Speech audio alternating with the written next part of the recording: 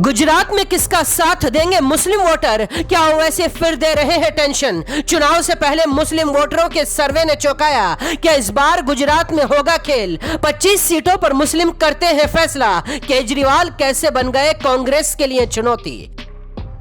गुजरात में बीजेपी का दावा है कि वो 50% वोट हासिल करेगी, लेकिन ये मुमकिन तभी होगा जब कुछ % मुस्लिम भी बीजेपी को वोट करें। गुजरात के 4 करोड़ 90 लाख वोटर्स में से करीब 48 लाख मुस्लिम वोटर हैं। इनमें से ज्यादातर मुस्लिम वोटर शहरी इलाकों में रहते हैं और ग्रामीण इलाकों में भी इनकी ठीक ठाक आबादी है। 25 विधानसभा सीटें ऐसी हैं जहां मुस्लिम निर्णायक भूमिका में रहते हैं। अब सवाल यह है, इस बार मुस्लिम किसके साथ हैं? गुजरात में हुए सर्वे में मुस्लिमों ने किसका साथ देने का वादा किया है वो भी बताएंगे, लेकिन पहले पार्टियों का सूरत हाल समझिए।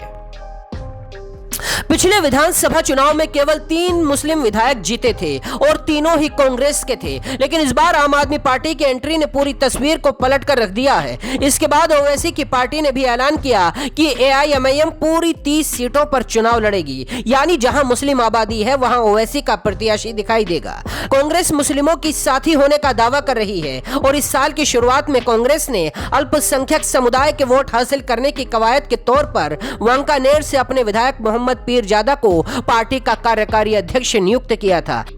यानी कांग्रेस मुस्लिमों का दिल जीतने के लिए अपनी तरफ से हर पत्ता फेंक रही है। लेकिन एक और पार्टी है जिसने AIMIM और कांग्रेस दोनों का गणित बिगाड़ दिया है। हम बात कर रहे हैं आम आदमी पार्टी की, जिसने मुस्लिम वोट बैंक को बड़ी संख्या में अपनी तरफ खींचा है।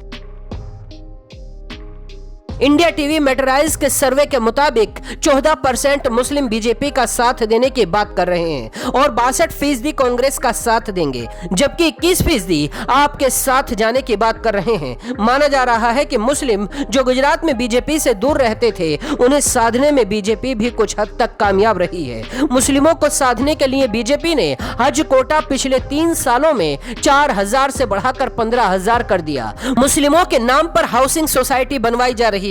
बीजेपी सदस्यता अभियान के दौरान गुजरात में 5 लाख मुस्लिम बीजेपी के प्राइमरी सदस्य बने हैं। CSDS के आंकड़े बताते हैं कि पिछले विधानसभा चुनाव में लगभग 15% से ज्यादा मुस्लिम वोटर्स ने बीजेपी का साथ दिया था। इसीलिए बीजेपी भी खासकर पसमानदा मुस्लिमों को जोड़ने के प्लान पर काम कर रही है। हालांकि ओवैसी की एंट्री मुस्लिम बहुल सीटों पर हलचल जरूर मचा रही है। ओवैसी ने यूपी में सपा का खेल बिगाड़ दिया था। अगर ओवैसी ने वही रोल गुजरात में भी अदा किया तो कांग्रेस का बड़ा नुकसान होगा। गुजरात में विधानसभा की 182 सीटों पर 2 चरण में 1 और 5 दिसंबर को मतदान होगा। देखना दिलचस्प होगा कि गुजरात विधानसभा चुनाव में मुस्लिम वोटर्स का रुझान किसकी तरफ रहता है।